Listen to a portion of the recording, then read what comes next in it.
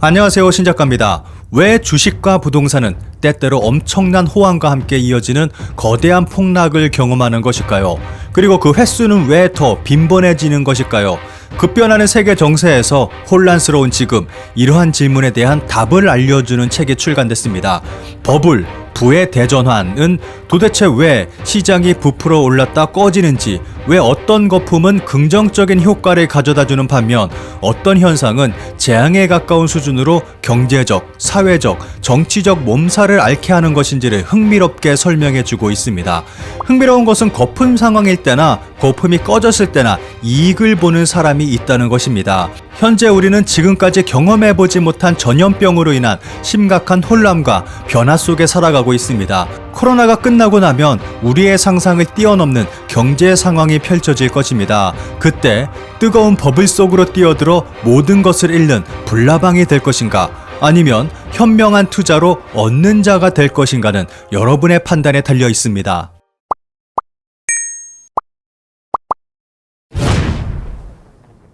위대한 작곡가 게오르크 프리드리히 핸델과 보이밴드 웨스트라이프의 리드싱어 셰인 필란의 차이점은 뭘까? 핸델은 수많은 오페라를 작곡한 존경받는 클래식 작곡가 중 한 명인 반면 필란은 1970년대 팝송의 커버 버전을 주로 부른 영국 보이밴드 멤버다. 그런데 다른 차이점도 있다. 바로 둘 중 한 명은 버블로 전 재산을 잃었고 다른 한 명은 버블이 터지기 전에 빠져나와 훌륭하게 수익을 창출했다는 점이다. 핸델이 30살일 무렵 이전에 발표한 곡들은 핸델에게 꼬박꼬박 돈을 벌어다 주었고 핸델의 후원자를 자청한 영국의 앤 여왕 역시 상당한 액수의 연봉을 지급해주고 있었다. 그러던 중 1715년에 핸델은 자산의 일부를 남의 회사 주식 5주를 사는 데 투자했다. 그리고 1719년 6월 말이 되기 전에 이익을 보고 팔아치웠다. 이때가 바로 주식시장에 거대한 버블이 터지기 직전이었다. 반면 셰인 필란이 서른이 되었을 때 웨스트라이프는 역대 가장 성공한 팝 가수 그룹 중 하나가 되었고 멤버 4명의 순 자산을 다 합치면 무려 472억 원이 넘을 정도로 많은 돈을 벌었다. 거액을 거머쥔 필란은 아일랜드 부동산 시장에 투자해야겠다고 결심했다. 그리고는 가능한 한 많은 주택을 구입하기 위해 은행에서 큰 돈을 대출받았다. 그러나 몇 해가 지난 2012년에 필란은 채권자들에게 총 266억 원가량 빚을 지고 개인 파산에 들어갔다. 버블, 부의 대전환에서는 버블이 시작됐을 때 현명한 투자의 자세를 이야기하고 있습니다. 투기는 버블과 상관없이 늘 어느 정도씩은 행해지고 있다. 미래의 가격 상승을 예측해서 자산을 매수하는 투자자들은 항상 있기 때문이다.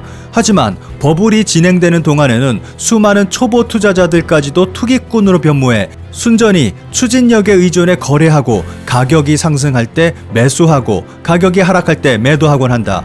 버블이 일단 시작되고 나면 전문 투기꾼들은 가격이 앞으로 올라갈 자산을 매수한 후 큰 이익을 남기기 위해 나보다 더 바보인 사람에게 팔아치울 계획을 세운다. 이런 행동을 통상 버블의 올라타기라고 한다. 이러한 상황에서는 단기 수익을 노리고 위험 자산을 구매하는 게 정말로 매력적으로 보일 수 있다. 여기서 가장 중요한 것이 어떠한 상황일 때 버블이 발생하는지 버블을 판단할 수 있는 능력입니다.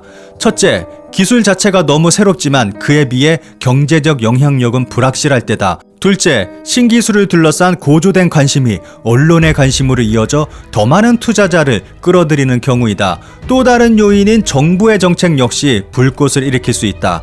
항상 그런 것은 아니나 종종 자산의 가격의 상승이 특정한 목적을 추구하면서 설계될 때가 있다. 여기서 말하는 목적은 정치적으로 중요한 그룹 또는 정치인에게 힘을 실어준다는 목적이다.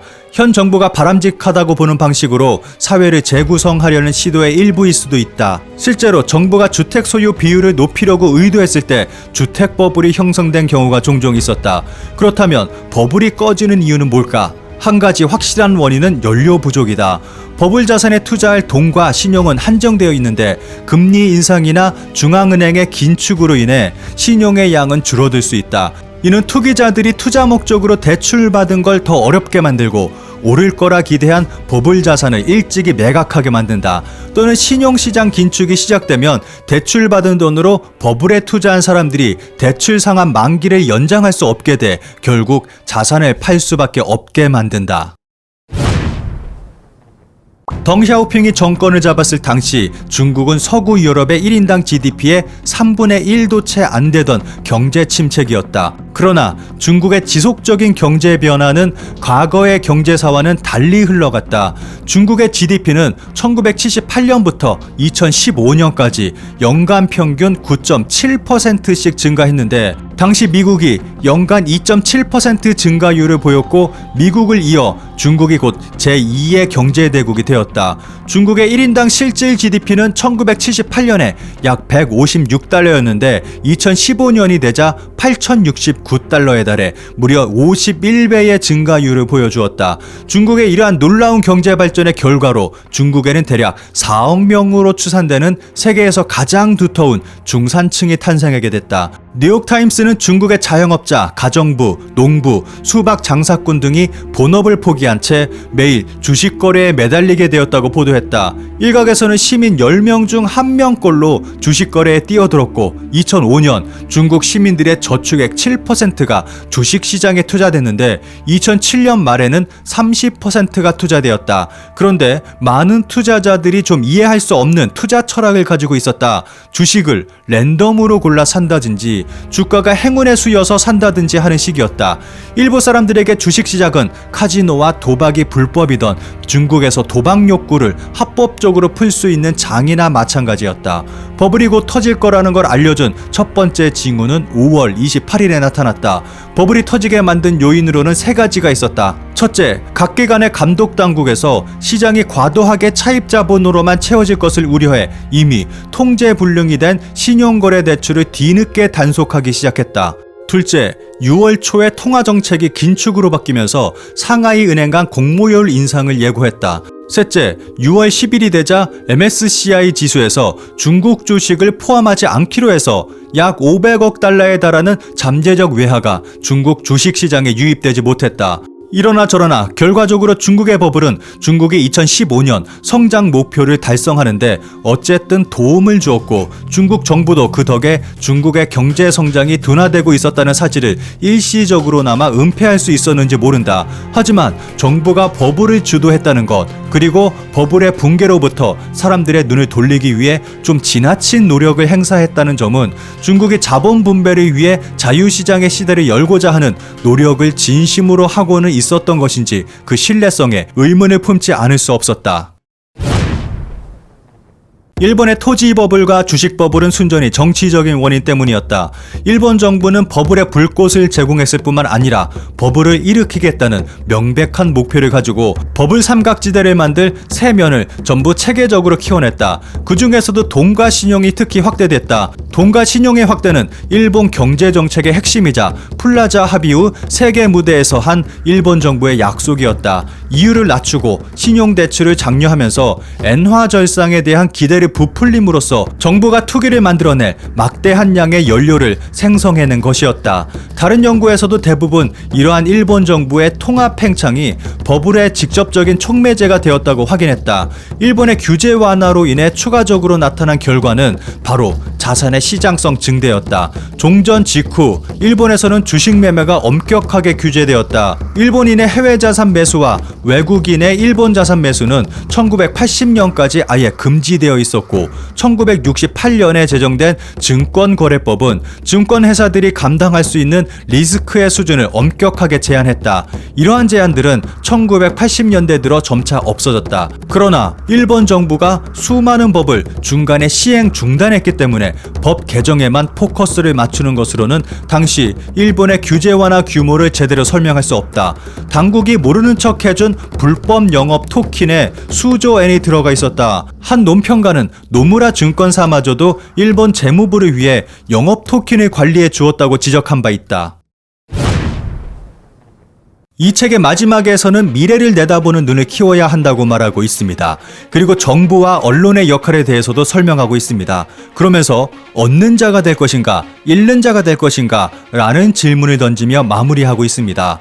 그렇다면 시민들과 투자자들은 버블 앞에서 뭘 할 수 있을까? 버블에 관한 우리의 연구와 같은 것들이 투자자들로 하여금 버블의 타이밍을 잘 보는 통찰력을 갖게 해서 정점을 미리 알고 팔 수 있게 해줄 수 있을까? 아니면 과거 버블들이 우리에게 앞으로 올 버블을 찾아서 피하는 유익한 방법을 제시해 줄까? 우리 책에서 투자자들이 얻어갈 수 있는 가장 중요한 교훈은 버블 트라이앵글의 세 변의 요소가 충족된 상태인지 각각을 살피고 정치적 또는 기술적 불꽃을 경계하면서 마치 화재 안전 검사관이라도 된 듯 행동할 필요가 있다는 것이다. 그러기 위해서는 정치인들을 움직이게 하는 동기와 정치 체계의 구조에 대해 길고 치열하게 생각해 볼 필요가 있다. 우리가 전하고 싶은 궁극적인 메시지는 금융과 경제의 지식과 면면만 살펴볼 게 아니라 그 이상의 사회, 기술, 심리, 정치 과학에 대해 이해할 필요가 있고, 더 중요한 건 투자자 개인의 정신적 모델을 각자 형성하기 위해서는 반드시 역사를 돌아봐야 한다는 것이다. 지금 우리는 급변하는 경제의 소용돌이 한가운데 들어와 있습니다. 지금 상황을 어떻게 해석하고 읽느냐에 따라 투자의 성공과 몇 년 뒤 자산 가치의 승패가 달라질 것입니다. 버블, 부에 대전하는 과거를 통해 현실을 바라보고 미래를 예측합니다. 여러 다양하고 흥미로운 예시를 통해 경제의 미래를 내다볼 수 있는 안목을 키울 수 있게 도와주고 있습니다. 지금은 힘든 코로나 시대를 살고 있습니다. 그러나 곧 다가올 포스트 코로나 시대의 경제를 예측할 수 있는 능력은 누구에게나 필요할 것입니다. 경험해 본 적 없는 사태에 전 세계 경제가 요동치고 있는 지금, 혼돈을 헤쳐갈 지혜는 거대한 전환점을 경험한 거인의 어깨, 위대한 통찰에서 찾을 수 있을 것입니다. 지금까지 버블, 부의 대전환의 내용을 바탕으로 말씀드렸습니다.